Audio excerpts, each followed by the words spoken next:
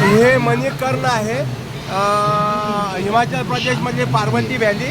मी सध्या महादेवाच्या मंदिरात आहे. ही पार्वती नदी आहे आणि तुम्हाला या वाफा दिसतं, या गरम पाण्याच्या वाफा आहे, गरम पाण्याचे झरे आहे, ते पण मी तुम्हाला हे बघा. हे जे आहे हे पार्वती नदी आणि हे जे दिसतंय गरम पाण्याचे झऱ्याची वाफ आहे. तुम्हाला गरम पाण्याचा झरा पण दाखवतो मी. ही अशी गरम पाण्याचे झरे आहेत.